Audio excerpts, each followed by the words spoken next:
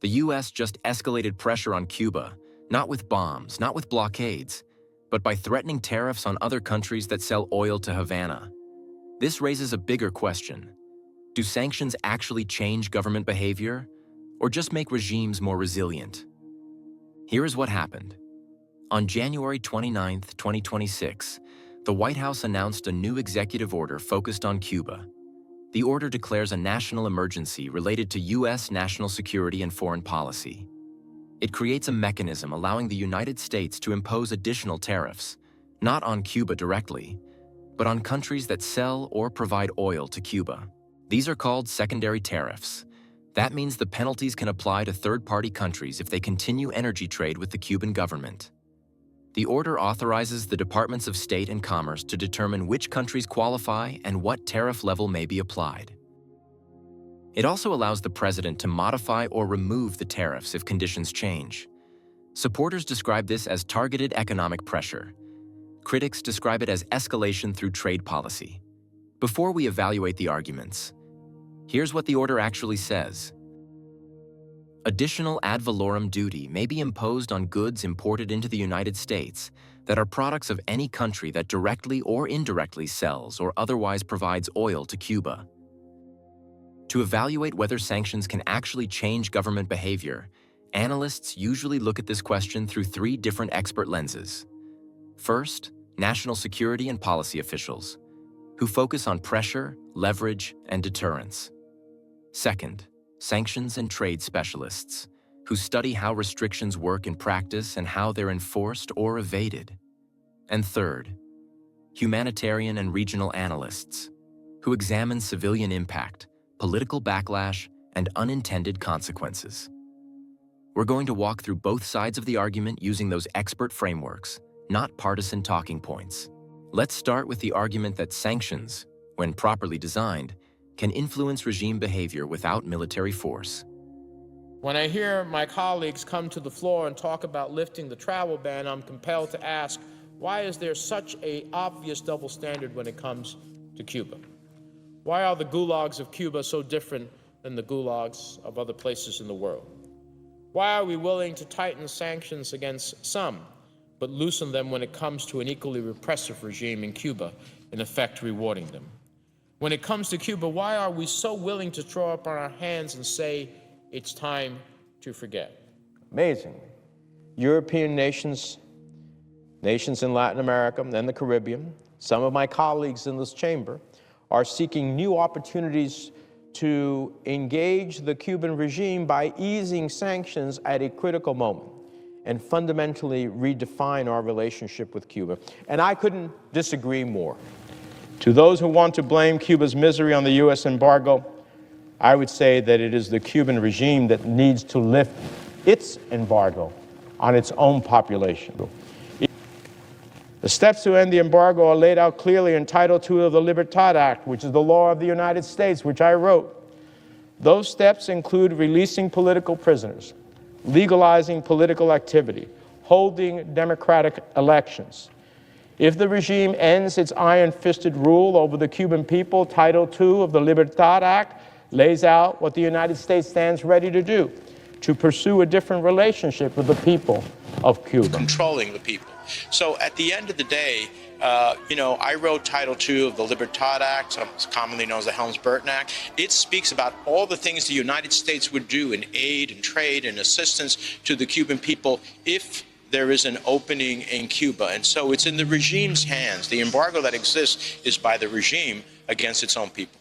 At the end of the day, no matter if we continue just to believe that we can change the course of events in Cuba by opening up and, jeans and Coca-Cola, that's not going to change the realities of the Cuban people. We've got to challenge the regime. Well, listen, I'm glad that the administration is announcing targeted sanctions on the Cuban regime. I think this is the least they could do, and then they're finally moving in the right direction. Will you make a public commitment today to rule out U.S. regime change in Cuba?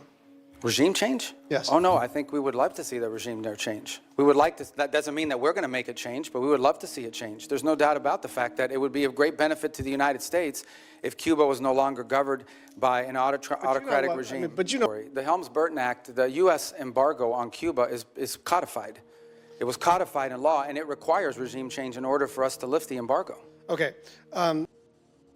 Well, I think that the accomplishment of American foreign policy is to tell the Cuban government, you cannot confiscate American properties without payment. You cannot act as a surrogate of the Soviet Union in the world. You cannot support terrorist groups against the United States. You cannot become an ally of Iran and expect that after all of this, the United States will say, okay, we'll forgive you and we'll lift the embargo unilaterally. Sure, we will lift the embargo when the Cubans are willing to change their policies, and not until that time should the United States change its policies. Others argue sanctions often fail to achieve political change and instead harm civilians while hardening regimes. If they're so-called enemy countries, those don't seem to work. In fact, arguably what happens is those regimes become much more entrenched. Let's take the case of Cuba, where the U.S. imposed sanctions in 1962 under the Trading with the Enemy Act, and then eventually codified those sanctions in 1992 and 96. They're still in place. It now would take an act of Congress to lift the sanctions on Cuba. And I don't know if anyone's noticed, but it's been 62 years and they haven't done anything yet. It's a policy of regime change and it hasn't changed.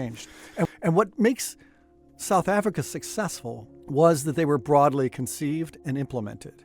The Cuba sanctions are unilateral, and unilateral sanctions have a very poor track record. Critics of long-running sanctions on Cuba argue that the policy has failed to achieve its central objective, changing the behavior or structure of the Cuban government.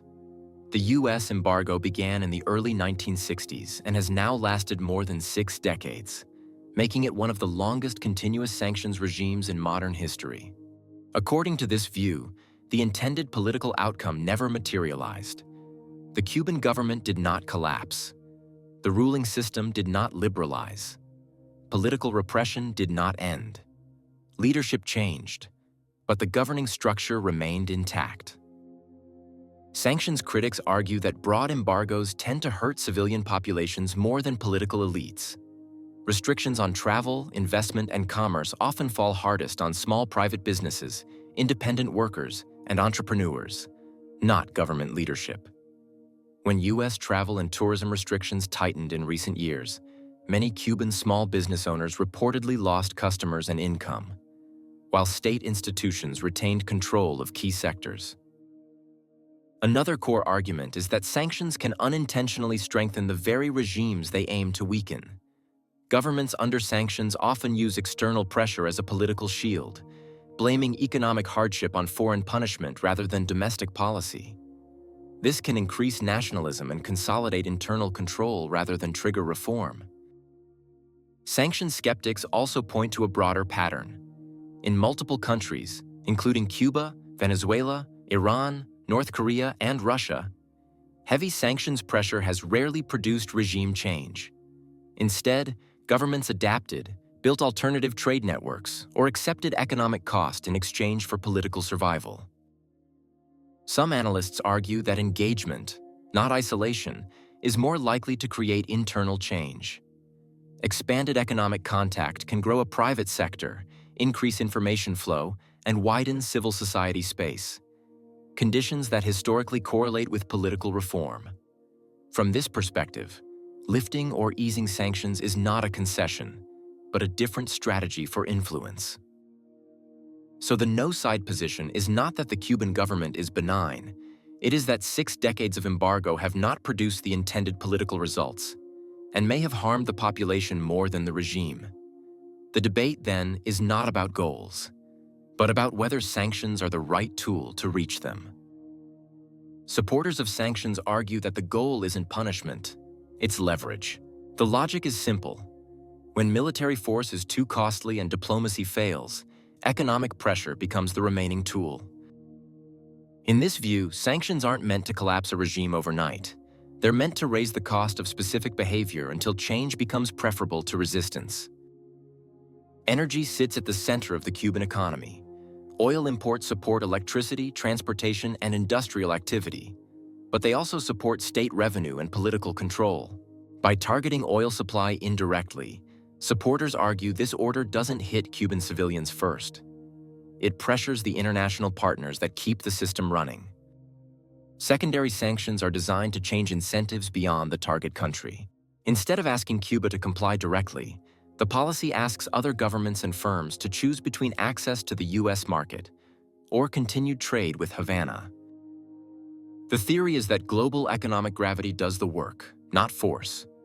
Proponents point to past cases where economic pressure reshaped behavior. Sanctions helped bring Iran to the negotiating table in 2015. They constrained South Africa's apartheid regime by isolating its access to capital. And in each case, the argument wasn't moral purity. It was strategic pressure. From this perspective, sanctions don't need to be perfect to be effective.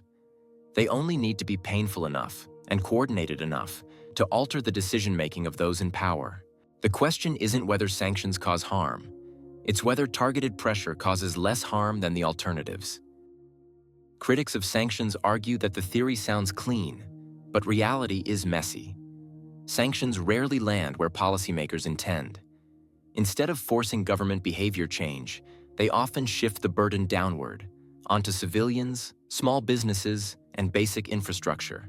Governments under sanctions don't usually collapse. They adapt. They reroute trade through intermediaries, create shadow supply networks, and concentrate control over scarce resources.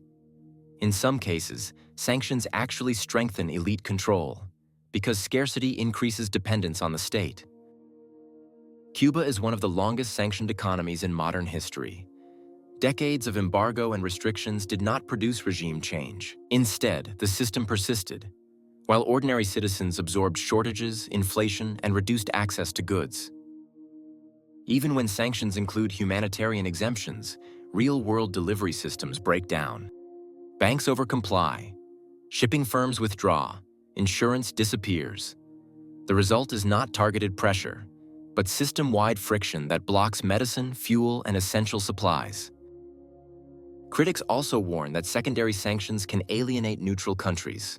Instead of isolating the target regime, sanctions can push governments into alternative alliances and parallel financial systems.